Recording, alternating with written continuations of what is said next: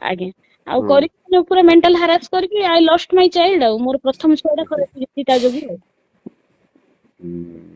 ଏବେ ଏବେ କୋଉଠି ଅଛନ୍ତି ଆପଣ ଦାୟିତ୍ୱରେ କଣ?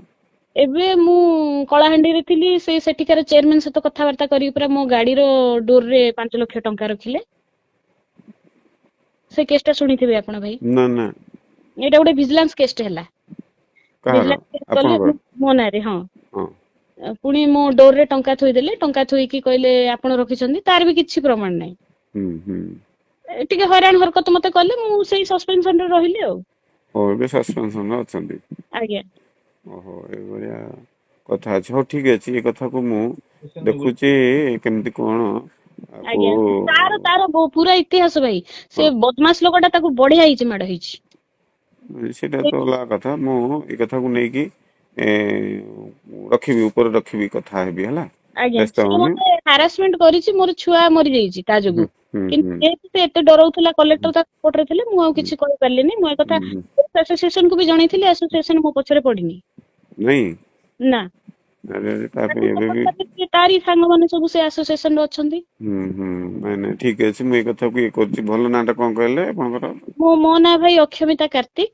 ଅକ୍ଷମିତା କାର୍ତିକ ହଉ ହଉ ଆଜ୍ଞା ଠିକ 2011-22 ଏ କଥା ନବରଙ୍ଗପୁରରେ ହଁ ସମସ୍ତେ ଜାଣିଛନ୍ତି ହଁ ସବୁ ଷ୍ଟାଫ ଆପଣ ଯାହାକୁ ପଚାରନ୍ତୁ ସେ ମତେ ବହୁତ ହାରାସ କରିଛି ଆଉ ତାର ଇତିହାସ ଅଛି ସେ ବରିଗୁମା ଜିଲ୍ଲାରେ ଥିଲାବେଳେ ତାରି ଯୋଗୁ ଜଣେ ସୁଇସାଇଡ କରିଥିଲେ ବ୍ଲକରେ। ହଁ ଆଜ୍ଞା ଆରେ ସେ ଷ୍ଟାଫକୁ ବହୁତ ହାରାସ କରେ।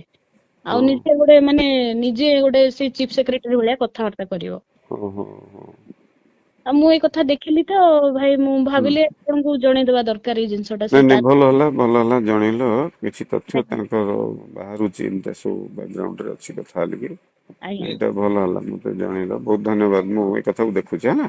ଆଜ୍ଞା ଭାଇ ହଁ ଆଉ ହଁ ଗୋଟେ ଜିନିଷ ଭାଇ ଛୋଟ କଥାଟେ ହଁ ଇଏ ଆକ୍ଚୁଆଲି ତା ନାଁ ହଉଛି ରତ୍ନାକର ସେଠୀ। ରତ୍ନାକର ସେଠୀ। ହଁ ସିଏ ତା ଟାଇଟେଲ ହଉଛି ସେଠୀ ସିଏ ସେ ଭଦ୍ରକ ଲୋକ ହଁ ଆଉ ସିଏ ଏପଟେ କୋରାପୁଟ ଜିଲ୍ଲାରେ ଜୟପୁରରେ OSRTC ରେ କଣ୍ଡକ୍ଟର ଭାବରେ କାମ କରୁଥିଲେ। ହଁ ଆଜ୍ଞା ସେ ଆଗରୁ ବସରେ OSRTC ରେ ଥିଲେ। ହଁ ସେଇଠି କଣ୍ଡକ୍ଟର ଥିଲେ ହଁ ସିଏ ବସ୍ କଣ୍ଡକ୍ଟର ସେଇଥିପାଇଁ ତା ବୁଦ୍ଧି ଯାଇନି ତା ହଁ କଥାବାର୍ତ୍ତା ହଁ ହଁ ସେ ବସ୍ କଣ୍ଡକ୍ଟର ସେଠି ଥିଲେ ମାନେ କଣ ଏସି କ୍ୟାଟଗରୀ ବୋଧେ ଏସି ହଁ କ୍ୟାଟଗରୀ।